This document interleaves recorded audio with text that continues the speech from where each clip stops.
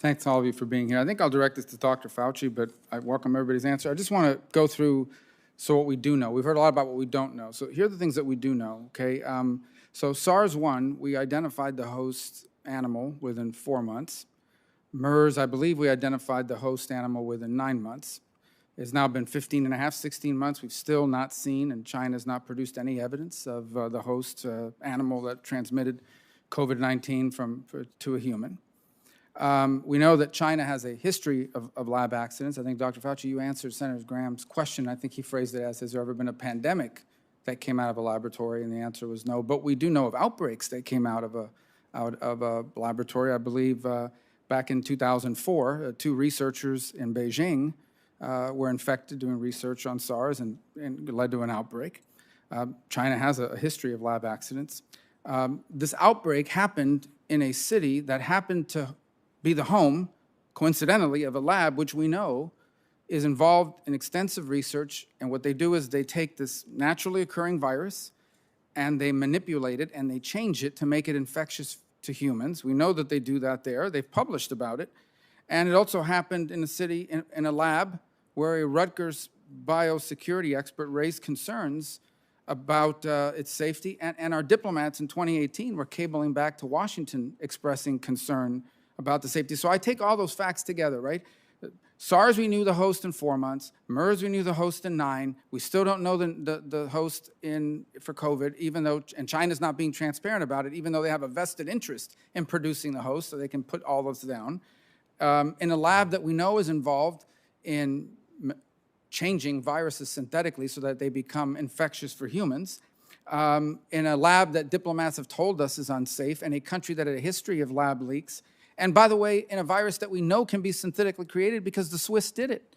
The Swiss created an exact replica of this virus in the lab for purposes of answering it.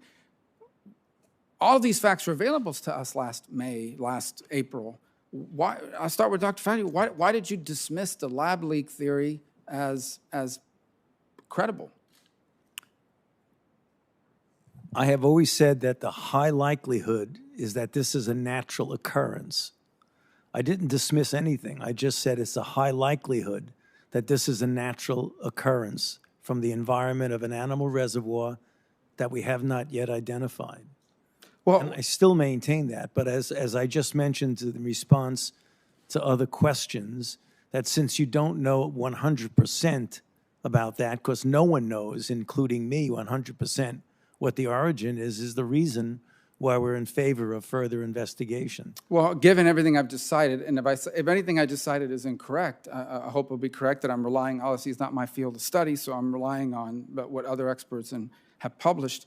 What is the basis for this what is the basis for the conclusion that it is likelier to have been naturally occurring than a lab accident? I asked a specific question to the Director of National Intelligence, and how I posed it is it not true that it is the assessment that they are equally likely based on our information that we have? So as I outline all of these things here, is she wrong when she answered me yes?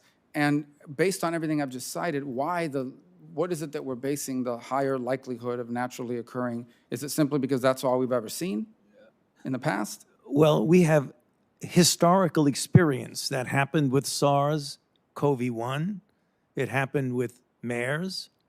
It happened with HIV. It happened with virtually all the influenza pandemics. So the historical basis for pandemics evolving naturally from an animal reservoir is extremely strong. And it's for that reason that we felt that something similar like this has a much higher likelihood. But again, getting back to what I said, and let me repeat so there's no lack of clarity in that, no one knows, not even I, 100% at this point, which is the reason why we are in favor of further investigation. But going back to precedent, the precedents require them to be similar. The difference between this one and that one is, as I said, 4 months we knew the host for SARS, 9 months we knew the host for MERS. China has all the incentive in the world to produce this host and hasn't done so. And then you add up all these other things. I mean, is it just a coincidence that happened in the city that's doing this kind of research, which, by the way, is controversial? I know you and others have been supportive of it, but it's controversial. It's not widely accepted as good. My whole point is there are people out there who had Facebook posts taken down, were called kooks, conspiracy theorists, for saying publicly a year ago what we now say may be possible. And I think those people deserve an apology at a minimum. Thank you.